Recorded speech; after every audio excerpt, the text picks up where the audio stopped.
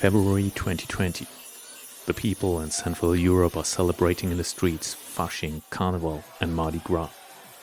The threat of a new kind of virus is nothing more than a piece of news from distant China. At the beginning of March, everything changes in the rest of the world as well. Controls on the Italian border, stock prices falling, uncertainties in the population, big events cancelled. What is happening right now and why? Taking a look at the history of mankind and how a number of pandemics and epidemics were dealt with in the past can help put such events in context.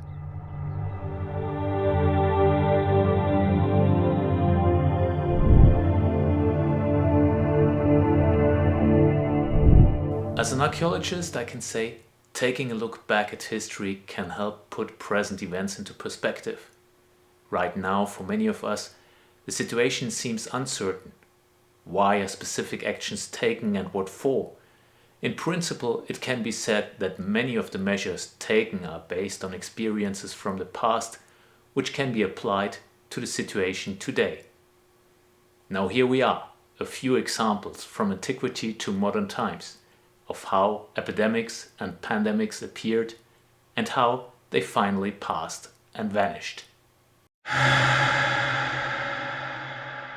In the reign of the Emperor Marcus Aurelius, the philosopher on the imperial throne, the so-called Antonine Plague emerged.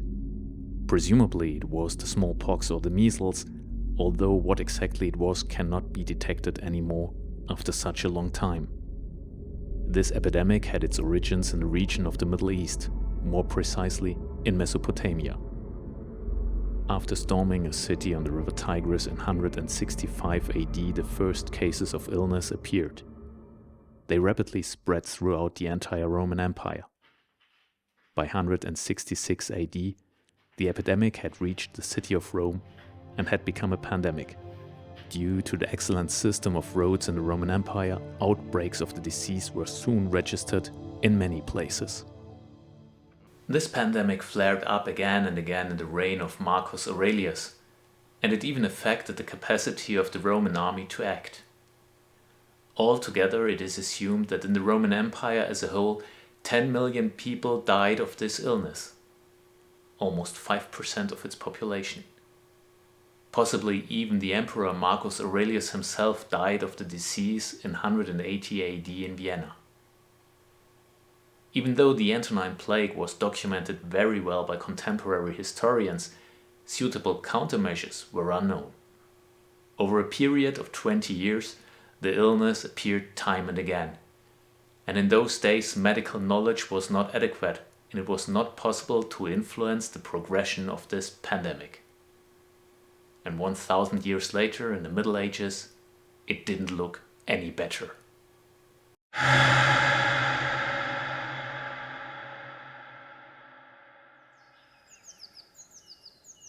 The Black Death, probably the most famous and most devastating pandemic in our history.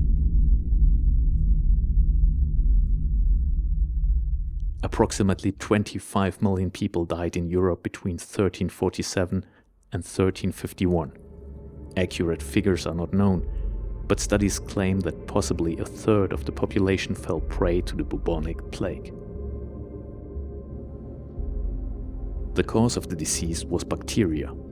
It spread from the Middle East throughout Europe, although some regions like Warsaw in Poland were spared completely.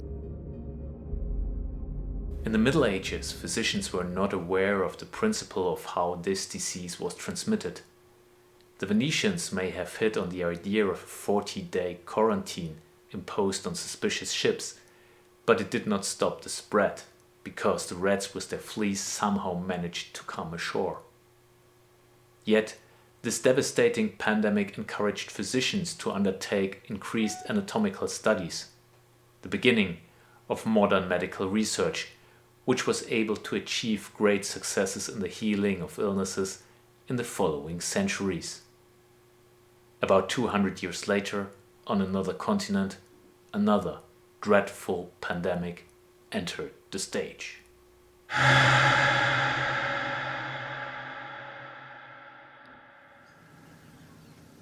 the infection of the New World with European illnesses. Hernán Cortés led the Spanish conquest of Central America between 1519 and 1521. Superior weapons were crucial for the Spaniards' victory on the one hand, but also the vulnerability of the indigenous population to unknown diseases from Europe on the other. For example, smallpox, measles, whooping cough, and influenza. The indigenous population in Central America was completely and utterly at the mercy of these European diseases, without any protection whatsoever. In Europe, people had been exposed to these illnesses for centuries and so had developed a degree of herd immunity. In the New World, those kinds of illnesses were completely unknown. Individuals and societies alike were defenseless. Millions of the native population died in the New World, many more than in the acts of war with the Spanish.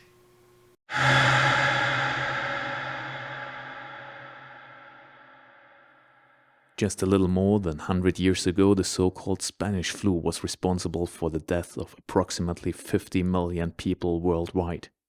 In India alone, 17 million people died from this disease. From what we know today, it was not Spain but the USA which was the country of origin of this flu pandemic. It spread when US soldiers traveled to Europe to fight in the First World War, and many fell prey to it worldwide. This flu virus had a significantly higher death rate than other flu viruses before it. Medical research at that time already knew about germs and the causes of disease, although it took until the 1930s to isolate the flu virus. Of course, there was no effective medication then, only the symptoms of people who fell sick were treated to reduce their suffering. What is important in this context is the quarantine measures which were imposed. When they were introduced fast and effectively, the mortality rate in the population was kept low and the epidemic did not last too long. This is shown in the measures laid down by the city of St. Louis in comparison to Denver or Philadelphia, for example. Denver reacted too late and did not have strict quarantine orders, which led to a much higher death rate than in St. Louis.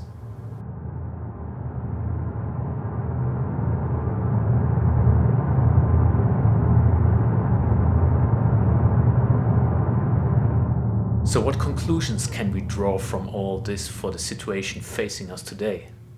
On the one hand, we can understand the strict measures that governments must now take. If we take a look at the numbers related to the Spanish flu, then we can see that the quarantine measures worked very well when they were introduced quickly.